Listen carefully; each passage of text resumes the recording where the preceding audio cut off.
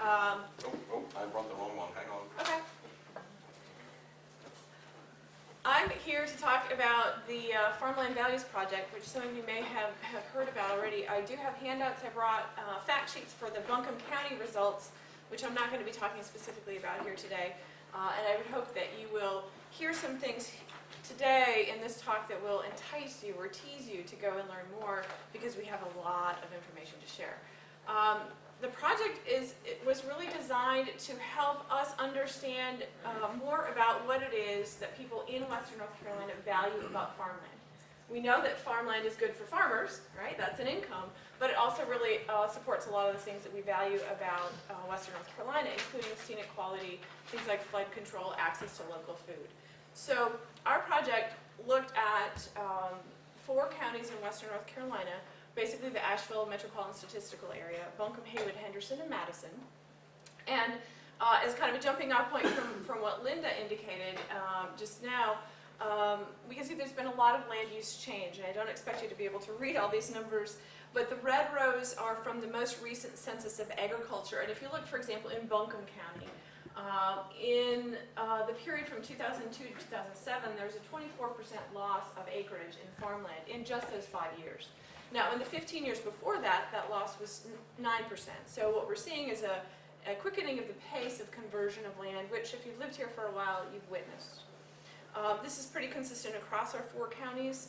On the bottom there, I just have a snippet of population increases from about a 15-year period from 1990 to 2004, again echoing what Linda indicated.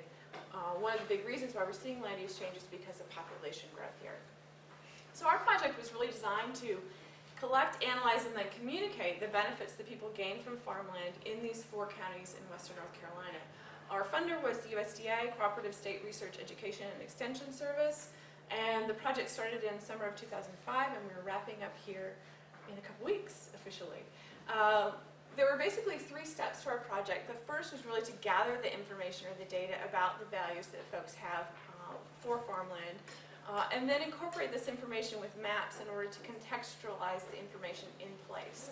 I'm not going to talk about any of that today, but hopefully if you get intrigued, you can speak with me after, or if you can go to our website to learn more about that. The third piece was really to create a set of outputs that folks like yourself can access. I'll give you a teeny tiny hint of that today, but again, I hope you'll contact me. I have cards over there, and again, check out our website for more information on what those outputs are. So, to gather information, we use several methods. Our team of researchers included me, an economist, we have a sociologist, a geographer, and a multimedia artist to help us visualize all these things. And our methods reflect the fact that we were a multidisciplinary team.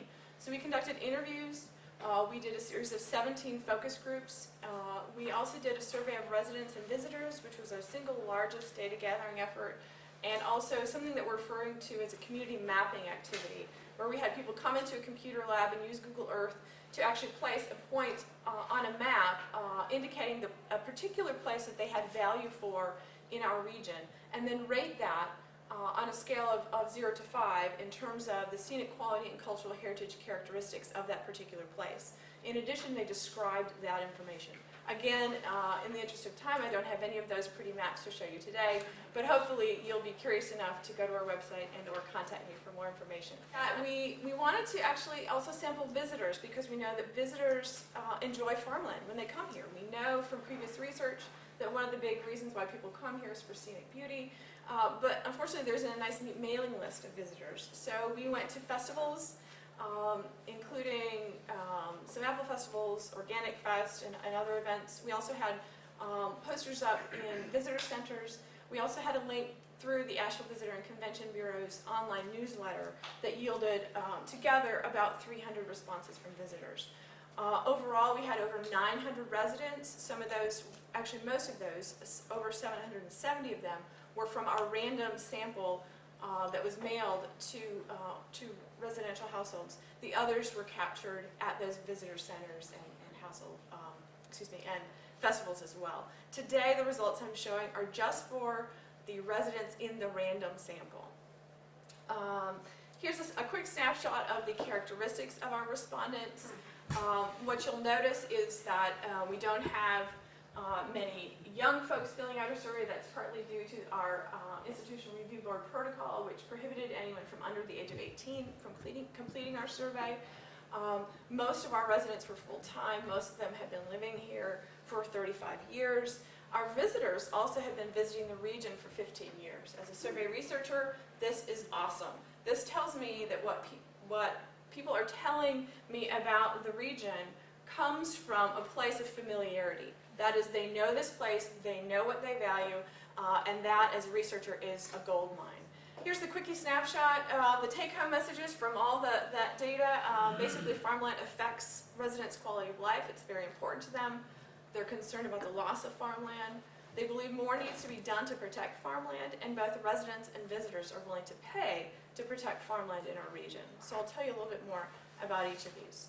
What are the questions asked about the benefits? What benefits, if any, do you believe that farmland brings to your county? And in parentheses there is the wording for the visitor version of the survey. What you can see here is that the most popular response was access to locally produced food, followed by scenic beauty and jobs for the residents, fairly similar breakdown for visitors. As an economist, I can't just ask about benefits, I also have to ask about costs. And interestingly to me, actually, over half of the resident respondents didn't think that farmland imposed any costs on their community. For the visitors, that was a little bit less.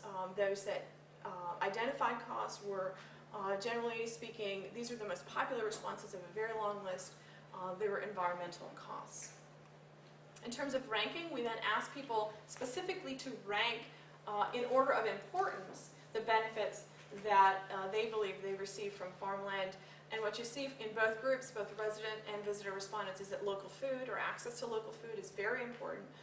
Then farm income, and then roughly scenic beauty, wildlife habitat, and agricultural heritage for both groups. We asked a series of questions about their opinions or their perspectives. I'm just going to share a couple of those with you here.